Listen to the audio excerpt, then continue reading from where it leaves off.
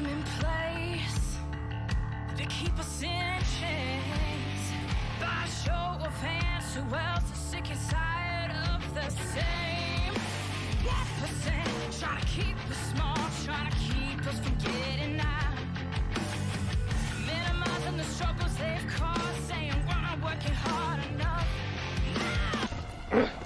We really should stop this fighting. Otherwise, we'll miss the fireworks. There won't be any fireworks. And here we...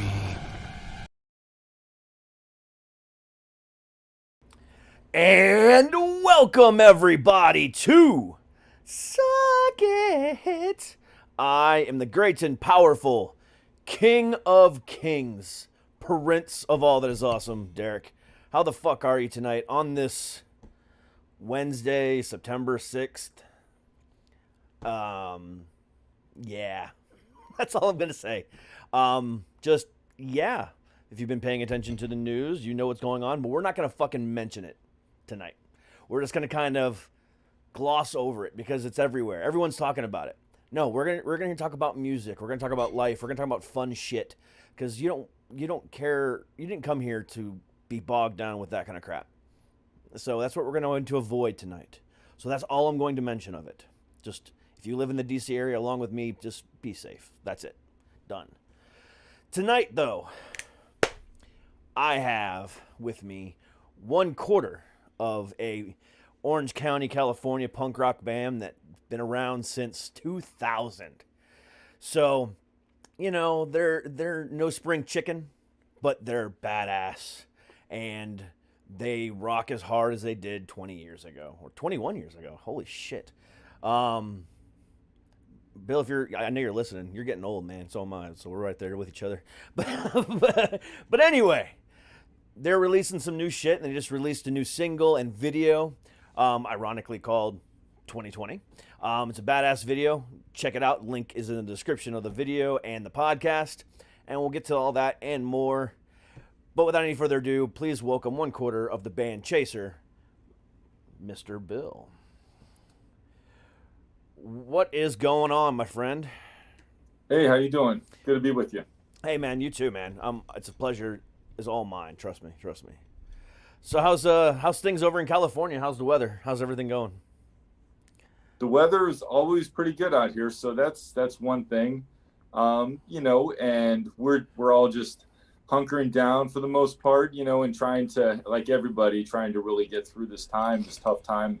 And we're just trying to stay safe and, you know, trying to stay active musically as much as possible. And, you know, that's really what we're into, probably like about a lot of other bands, a lot of other people, just trying to keep our heads above water and try to stay creative and, you know, until finally we can get through this and start touring again, playing shows. Yeah, because you guys are on full lockdown again, right, in California?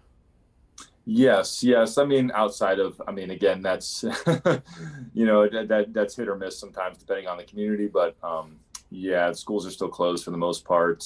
You know, outside of essential businesses, they're pretty much shut down. Yeah, it's how, I mean, we're not as shut down here. I mean, we're as close to being fully locked down as we possibly can in the Virginia area and Maryland area. DC as well.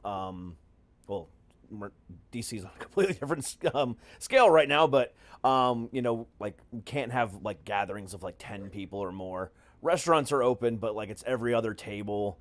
You have to wear your mask in, and you have to wear your mask out. You have to wear your mask at your table until your food comes, and sure, yeah. So I mean, it's pretty locked down. I mean, all the music venues are obviously closed down.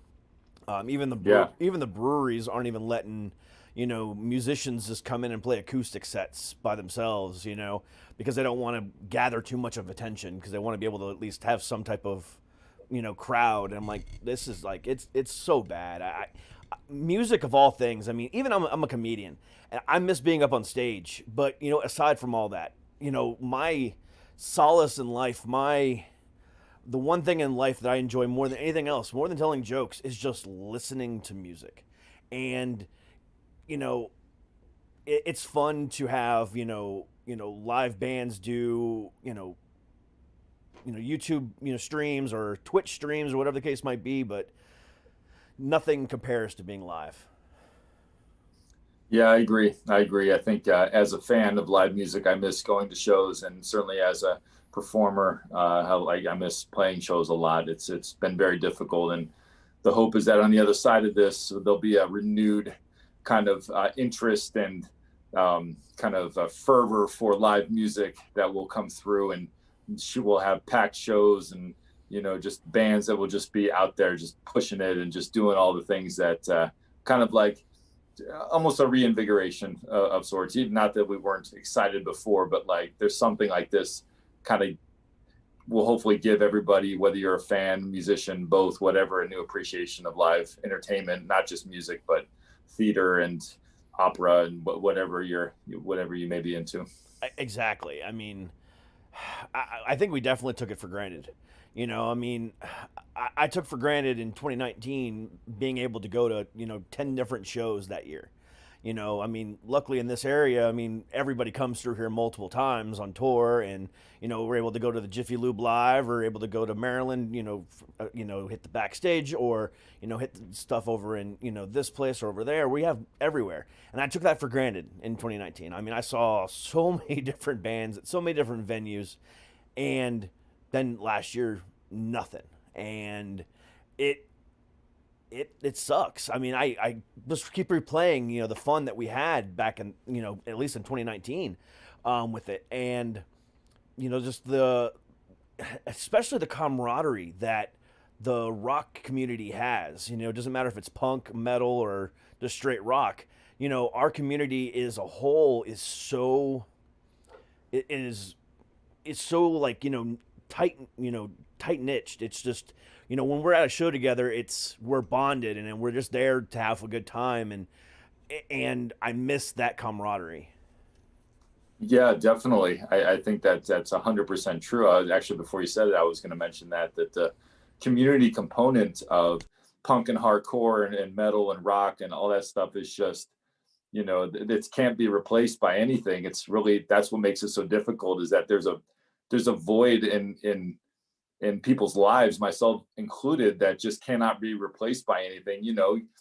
That doesn't mean you don't appreciate the other things that fill you up as a person, whether it's listen to music on your vinyl, or listen to vinyl records, or being around your family, or anytime you can get together with a friend. But there's nothing that replaces that community of that music, that live music community that brings you together, and you just meet a new friend every time you're there. And it's just, that's a very difficult thing to replace. So fingers crossed we can get it back sooner than later. It's like I said, that camaraderie, like we both agreed on, it's just insane. I mean, last year I went and saw the Slipknot Road Tour in September, and Slipknot, Volbeat, and Gojira, and I can't remember who the other one was, Behemoth.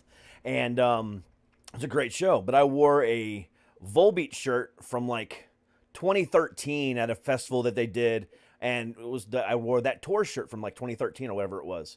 And one of the guys, like, at the show was like, dude, I went to that one. I was like, I love, being able to hear that. And it's just, and talk about different things, and just nobody knows anybody. And it's just, I miss that. It's like a big, sorority or fraternity, but like combined into one. It's just, a fraternity, or whatever you want to call it. And it's so fucking beautiful. And I miss that sense of just, of togetherness.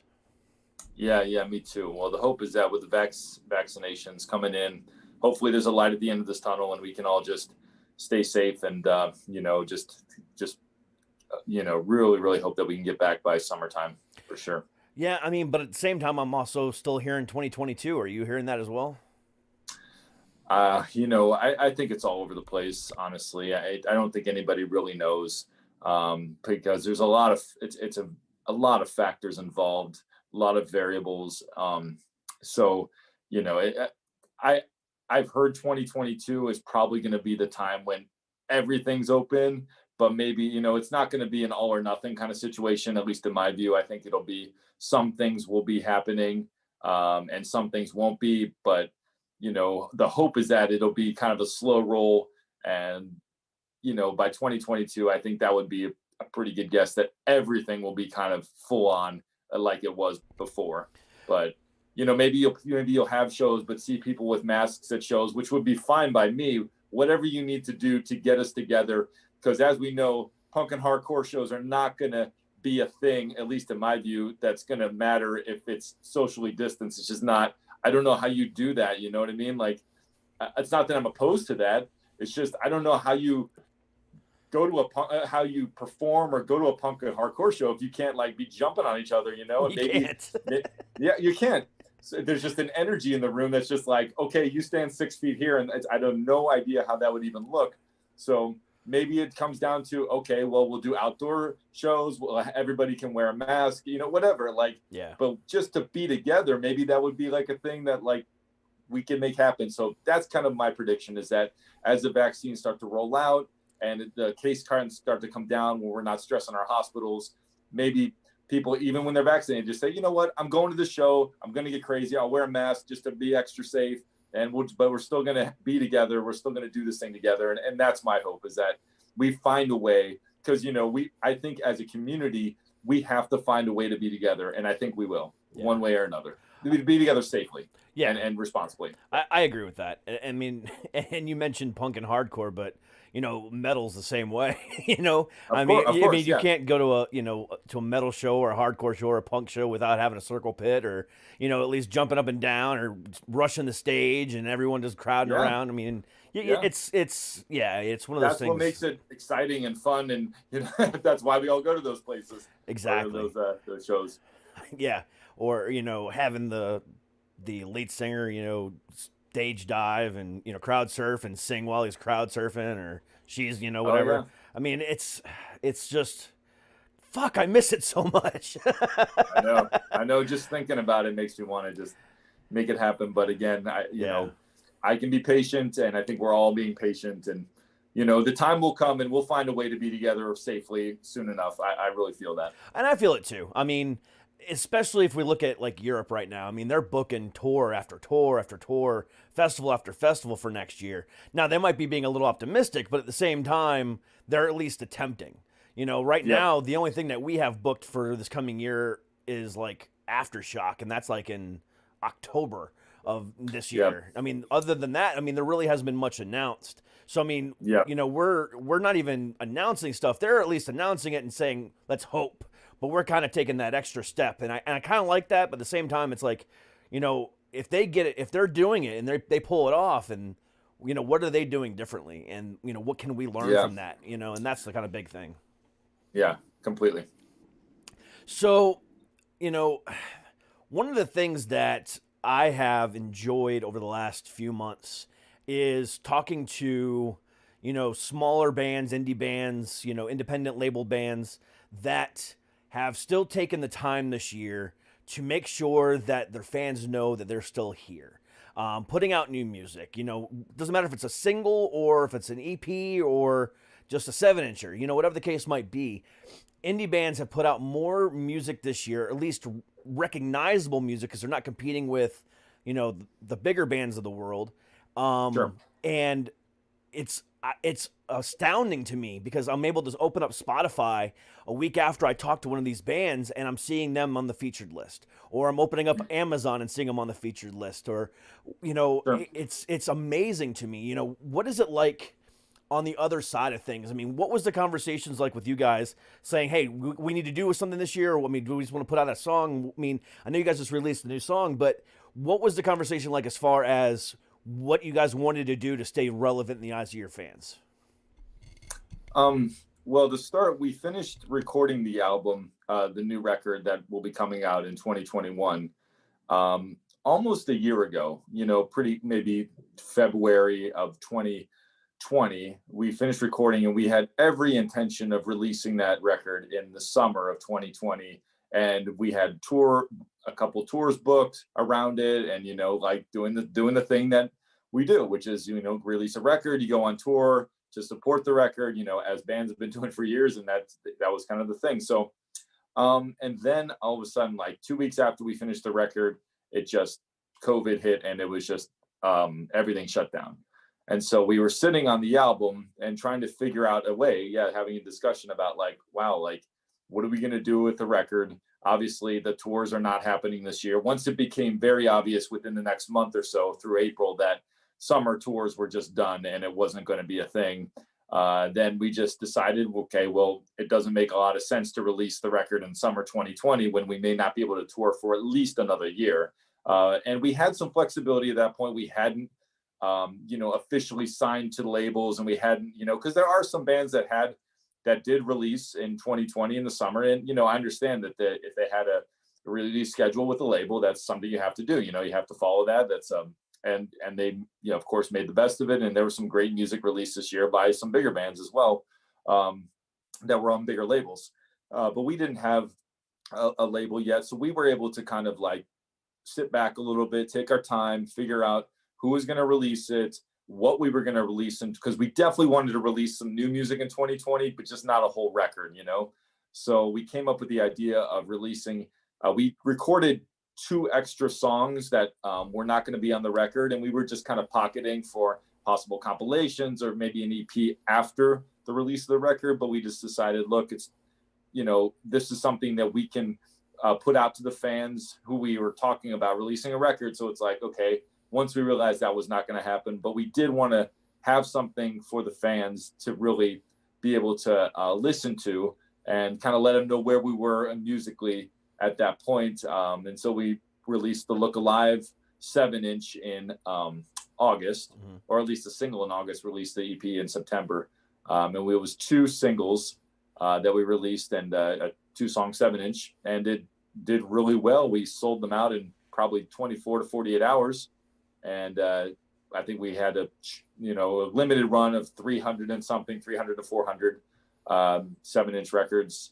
And, so it's been doing well on the streaming services. And so, we were really excited about how that was received, and we were excited that people were still excited and following us. And we were happy to give them something that they seemed to really enjoy. So, and then we released a few months later in November, we released we did a cover song for a Bad Religion Day. It was a group on Facebook that wanted us to do kind of be interviewed for Bad Religion Day, and we did a Bad Religion cover as part of that.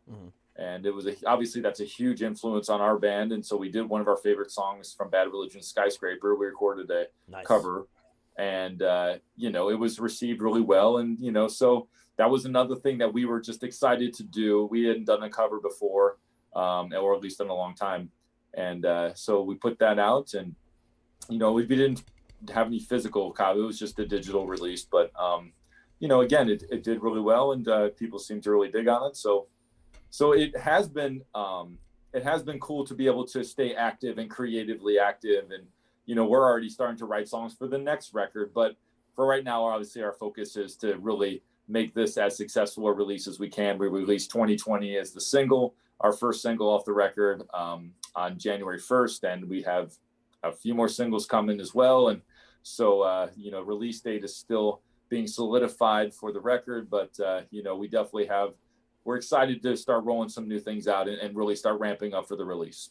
Yeah, the song 2020 is a badass song too, by the way. Oh, thank you. Thank you. So regardless of whether or not you're gonna be able to tour, you're still gonna release the album? Yes, we are going to release the album. Yes. So what was the idea behind that? I mean, being that you want, if you can't, tour, what was the idea behind that? Well, just given, we kind of waited on to see how things were progressing. And it just came, I think we just made the decision that it was, even if, worst case scenario, there's no tours in the summer, we felt like, okay, well, at the very least, we can probably tour within a year, which we felt like, okay, that's, even if we have to wait till November to do some tours, we're still going to have an opportunity to support this record within a year, which I think was, I think that's kind of it's, again, this is an arbitrary thing, but I think that's kind of an okay time span to say, okay, even if we can't tour within 2 months of its release, if we can tour within 6 months to a year of its release, which I think, given the situation with the vaccines, is definitely very plausible at this point. Yeah, and I agree with you on that, because, I mean, of some of my favorite bands, Even my favorite band of all time, another Orange County band, Avenged Sevenfold, has been talking about how, that they're still in the process of making this album, and they don't care if it takes 3 years to make the album, because they don't want to be able to put it out without touring, because if you put an album out and then you can't tour it for like a year later, people are going to forget about it. And I completely disagree. I completely disagree, because right now people are, Taylor Swift put out 2 albums last year. Miley Cyrus put out an album last year. Bring Me the Horizon put out an album last year. A lot of bigger bands did put out albums, but at the same time, indie music never stopped, and it just kept carrying on. And I think the fans are going to recognize that. And fans are going to say, hey, wait a second. This band or this band or this band, basically anyone with Mike at earshot, still put out music this year. Let's go ahead and give them the attention they deserve, stream their shit. And then when it comes out, they can tour again. Let's go ahead and give them a shot. But, other bands, they're still going to go and listen to them. I'm still going to go ahead and buy that record when Avenged Sevenfold comes out. But at the same time, I'm holding a little bit of a grudge against them right now. And I'm not streaming their stuff. I'm streaming everybody else's stuff, because I'm craving new music, and, the indie community is doing that. Yeah, and I think there is a certain desire to see even a band that released an album a year ago. There's a desire to see those songs done live. At least I have the desire. I love hearing a new record and saying, "Wow, I can't wait to see that song done live." So I think that you're right. We are in a very unique situation. It's not normal times where a band would release a record and then not tour for a year later, and everybody'd be like, why weren't you touring during the time you released? I think everybody gets it, understands, and is going to be ready and just excited to see bands perform their new songs, and obviously their old favorites too. And just I don't see there being really I'll forget about that record or whatever. I just think the times are so unique, and fans are going to really be excited, whatever band you're a fan of, that you're just going to be really pumped to see what they got live once we come back. Yeah, and to further that conversation too, another one of my favorite bands is a band out of Massachusetts, a band called Ice Nine Kills. Put out an album 2 years ago, and I saw them perform that album 4 times. Over the course of before COVID hit, I saw them perform 4 times. But I'd still go see them again tomorrow, performing that same record, that they've been touring on for the last 2 years, because it's just a damn good album, and they put on a damn good stage show. So, as long as the band is out there and, staying in front of their fans, regardless of that, they're gonna, fans are gonna flock to them, like you said. It's if they're their favorite band and they don't leave the eye, they still put out other stuff, they're, still grabbing the attention of their fans, the fans aren't gonna leave their side. I agree. So, what's the plan as far as a release schedule and how you guys are going to promote it, being that you can't tour? Well, we have some videos that we're going to be using as promotion. We chose not to do a live stream. We haven't done a live stream yet. That's been tossed around a little bit. I know a lot of bands have done it, and I've watched a few of them, and some of them a lot of them have been fantastic. They've been done a great job with that. With the production value has been really high, and it just sounds great. It looks great. They really bring in a lot of energy. We haven't taken that route. We're going to do videos. And so that's another method we're going to use to kind of promote the singles instead of just dropping a single on a streaming platform. And then we're going to have some, new merch items coming out. So it's like, again, it's just staying engaged and providing content for the fans that are following your music, and trying to bring in new fans into the fold as well. We're really focused on that too, because we feel like there's, we definitely have a very strong, loyal fan base that's very small, and we're trying to expand that fan base, and just get people more interested in our band, people that, with are fans of Bad Religion and NoFX and Pennywise, and, have never heard of Chaser. And once they hear Chaser, we really feel like we've gotten a lot of positive response and say, hey, I never heard of you guys. The song is awesome. I'm checking out your catalog. So we're just trying to bring more people into the Chaser fold and let them know about us and what we're doing. And, hoping that if you like these bands, check us out. We're doing our own thing, but, we definitely have that kind of 90s melodic punk sound that can, we do We think we provide a pretty good variety as far as, really fast skate punk songs. We have, kind of some more mid-tempo stuff. And so, we are true to who we are, and we just hope people we hope some new people can dig on it for sure. Now, you guys have been around for a long time, and, have you guys, without, let me try to word this properly here. So with the pandemic and not being able to tour for the last, year and possibly this whole year, who knows? Are you guys looking at it as a well-deserved break from the road? Because, that can kind of, take a toll on yourselves, especially after the, length of time you guys have been together.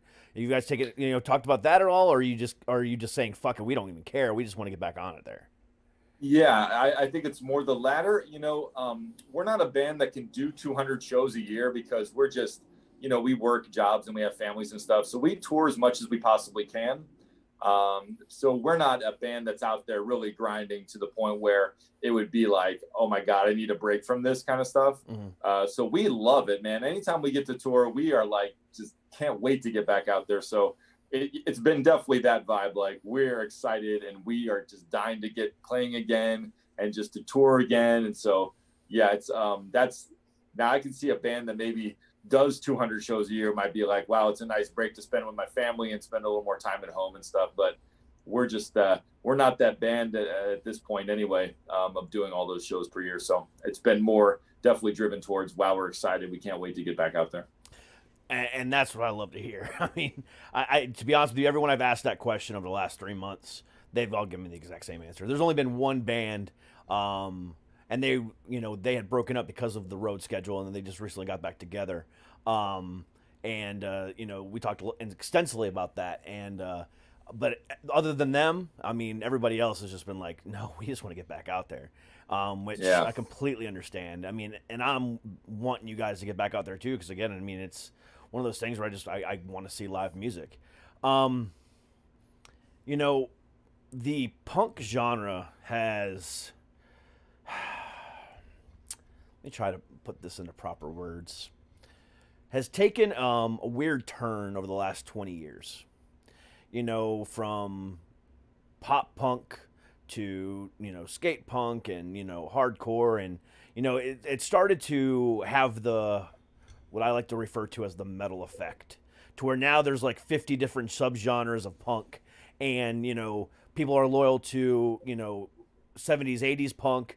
They don't think that pop punk is is anywhere near as good, and it's not real punk. Or do you feel in today's age there's a place for all of it, or are you still stuck on one style of punk and that's the way it is? Well, I have my preferences for sure. I mean, I like both, melodic, a lot of the fast melodic punk from the 90s. That's what I kind of grew up on in a lot of ways. Well, more or less, bands like Bad Religion and Pennywise, Good Riddance, those kind of bands. Yeah. And then I personally love hardcore music. I when I was younger, much younger, I started getting into bands like Minor Threat and, Bad Brains, and Agnostic Front is still one of my all-time favorite bands. And I love the New York hardcore stuff, Sick of It All, Agnostic Front, Cro-Mags, Gorilla Biscuits. I love all that stuff. But I also like some of the kind of not newer hardcore, but like, when it became a little more metal, like Agnostic Front kind of led that charge. But I love bands like Tear and, kind of a little more on the kind of the metal, a little bit more intense, a little heavier, Hatebreed, stuff like that. Yeah. So I like it all, to be honest. I like some of the old punk too, for sure. So it all has its place in my heart, and at different times I've really been into one or the other, but it all brings a little something different. And I think variety is good. I think at some of the festivals we've played, we can play a set. I mean, we can play shows with, whether it's a more pop punk band or a ska punk band or a hardcore band. I mean, we've been on bills with all of those metal bands. I just feel like the community is very open to all those different styles. I've never met one person that was just into, or I haven't met many people. I'm not saying I haven't met anybody, but people have their preferences. But the people when we have festivals, they dig on all of it. They really want to go see, whether you're on the poppier end or whether you're into, really intense hardcore, they seem to kind of like it, Yeah. And so I just feel like there's a real openness to different genres. I don't feel like it's a competitive thing. I think it's like I love it all, man. It all gives me it just makes me feel different, but I still makes me feel alive and feel good. And like, I love being here and I love seeing it. Yeah, and I've noticed that as well, especially at festivals. People just don't care; they're just there for whatever, and everybody.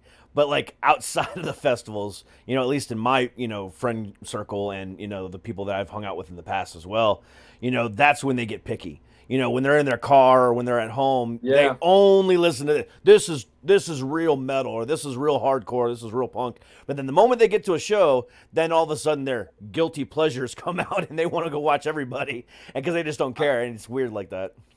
I agree. I remember we had this. We were playing, I think, Grooze Rock in Belgium, which is a big festival out there, and it was 2019, I believe.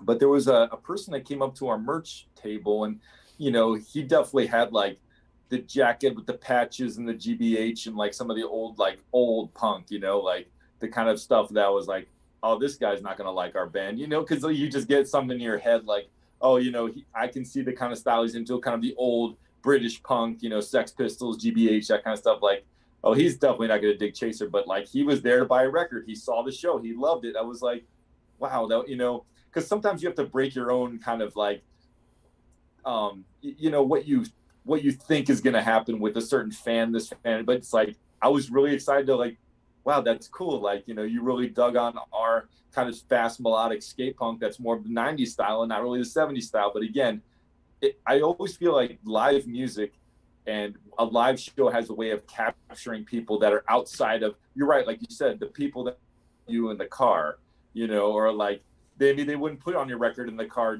or put it on Spotify, but then they see the live show and that just completely changes their perspective about what you are and who you are and what you're about. And we try to put a lot of emphasis. We do put a lot of emphasis on our live show, and we feel like just come see us live. We'll get you. You know what I mean? Like, we want to capture your fandom. We want to earn your fandom. Basically, just come to a live show, and then see what you think.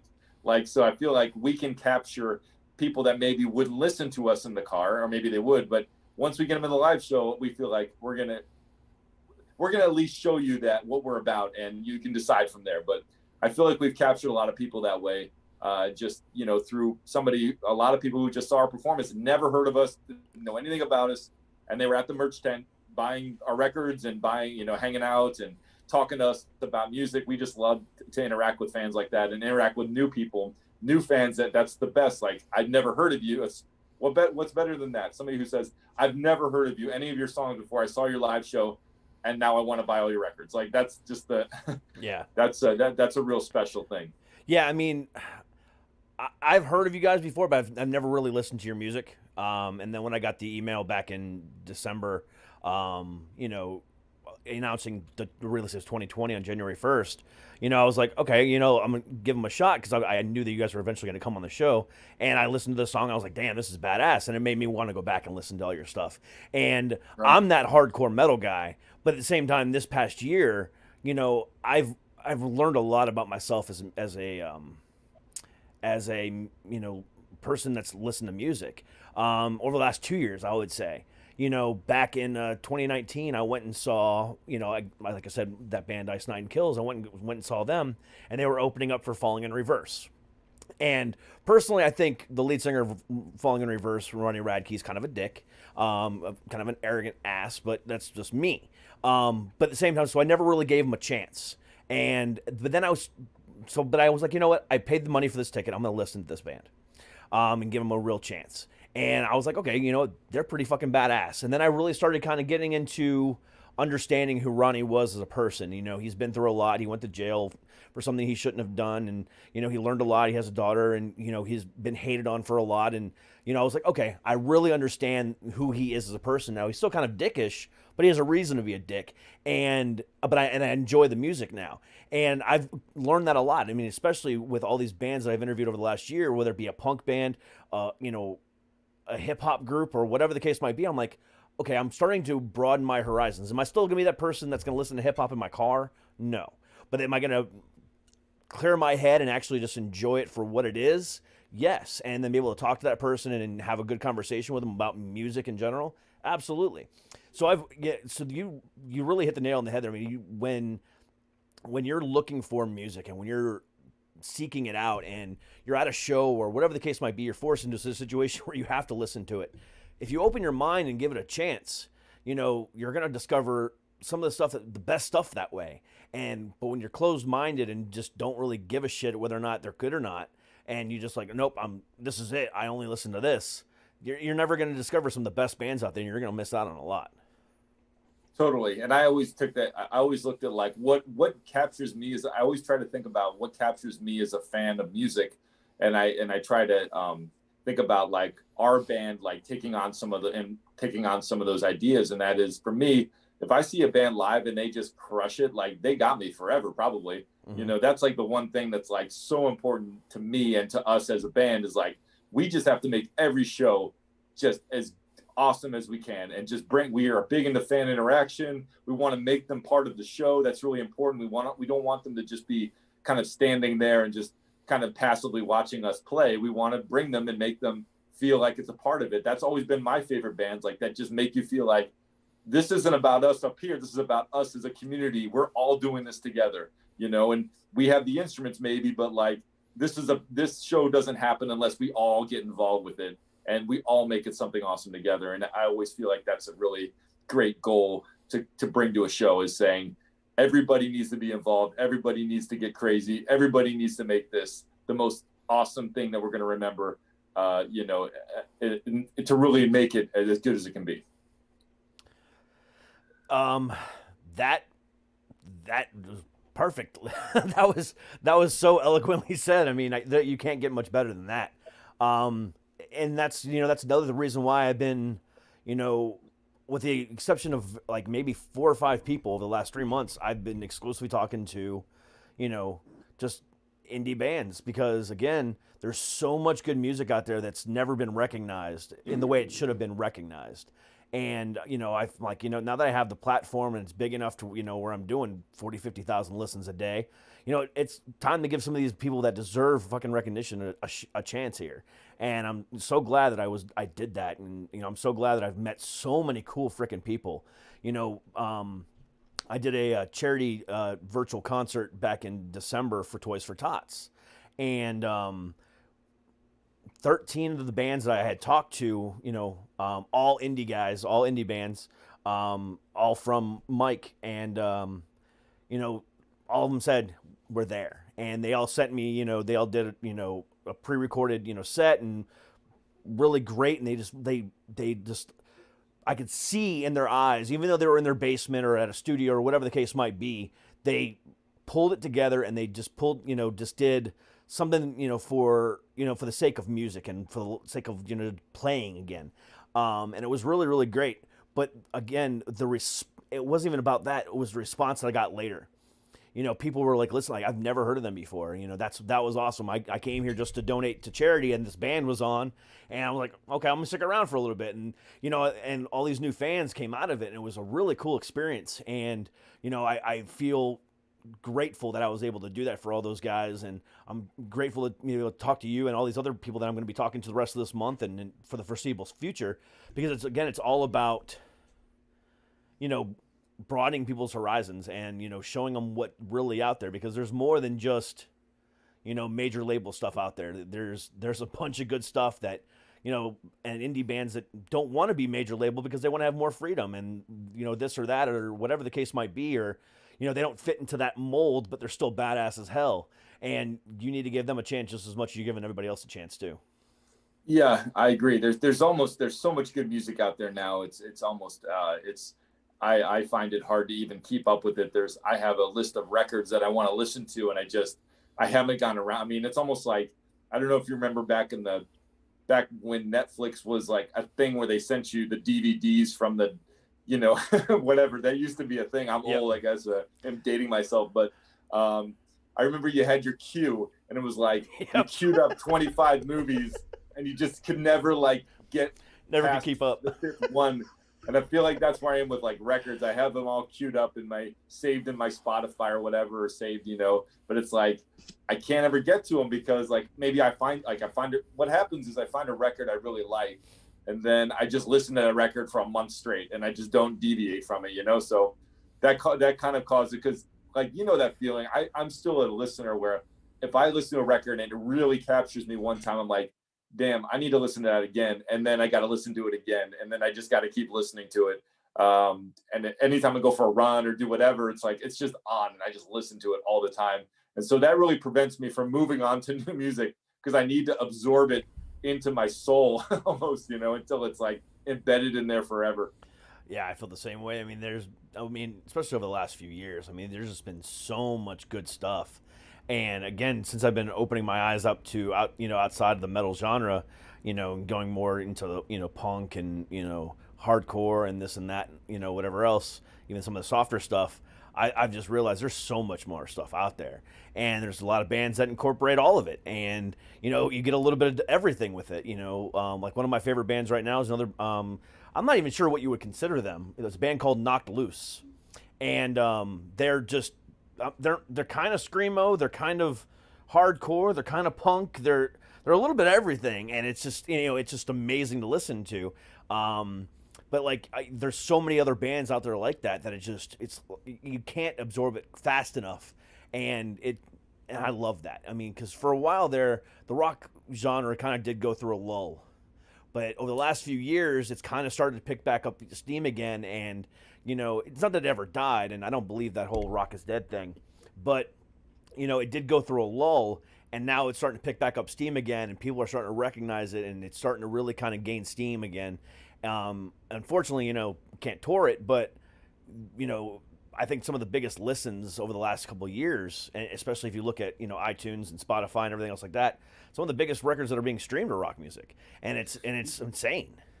Yeah, I think the demise of rock or punk or all the genres that I've talked about, this being the demise of this or that or the other, is greatly over exaggerated. I just feel like people are always going to want to hear like cranked up guitars and pounding drums, and like they just does something to your insides that like there's never going to be a time when people aren't going to want that, or at least a certain portion of people, a very large portion of people aren't going to want that, or it's very primal. I don't know how else to say it. It's just I don't imagine that. I haven't seen that's going to be a thing that just goes away. Maybe it changes, it shifts forms. Again, I think melodic punk is actually having kind of a nice little renaissance right now. Mm-hmm. There's a lot of great fast melodic punk bands, skate punk, whatever you want to call them, pop punk, and a lot of the. Again, you got your heavy hitters that are definitely still bringing it and still releasing great records, and they've been doing it for 30 years, but they're still some of the bands that are still going after all that time are still very creative and still doing some great music, and they're definitely not mailing it in at all. And then you've got the up and comers, and your kind of mid-level bands who are still putting out great music. I just feel like in our particular scene, the punk scene, there's a lot of great bands, and there's a lot of great new bands, and the older bands are still killing it. So it's like, man, I feel like we are going through a really good time in melodic punk for sure. That's the genre we know most about anyway. Yeah. Which is a genre that I'm learning about more and more every day, because I just fell out of it for a long time. And now I'm like so excited to be back into it, because it's just broadening my horizons, like I've said a million times already today. So what is the timetable for the next single and possibly for the record for the rest of the year? We haven't solidified the final release date, but I would say two more singles in the spring for sure would be. So I would say within the next 2 months, 2 to 3 months, there'll be 2 more singles, and then an album release shortly after that. So I would say springtime, later in the spring, or maybe mid-spring would be about a good guess in terms of when the album will be released. So guys, click the links in the bio. Their website, their Instagram, their Facebook is all down there. In the description of this video or podcast, it's down there. Click that fucking follow button, follow them. Therefore, you can stay up to date on everything that they're doing, because they're a fucking badass band and they deserve your recognition. So give them a chance, because you know what? You're going to love them. Trust me. They're some of the best fucking punk music out there right now, and I appreciate it. I appreciate it more than you know, trust me. But again, the single 2020 is out now. Stream it, watch the video on YouTube, and just enjoy it. Bill, it's been a pleasure, man. Yeah, you guys great talking with you. You guys are awesome, and I cannot wait to see what happens next. And I wish you guys nothing but the best, and then hopefully we can get the hell out there and start playing and listening to some music again. Hell yeah, man. Let's hope so. But it was great talking with you. Absolutely, man. You enjoy the rest of your day. Keep your family safe, and we'll talk soon. You do the same, buddy. All right, man. See you. Have a good one. Bye-bye. Bye-bye. You too. All right, guys, and that's our show for the night. I'd like to thank Bill and, the rest of the guys. Unfortunately, they couldn't make it, but, we had Bill. What a great fucking dude, and what a great band. Again, check out all their stuff in the description of the podcast down in below if you're watching the video. Otherwise, click the freaking description of the podcast. But again, check it out.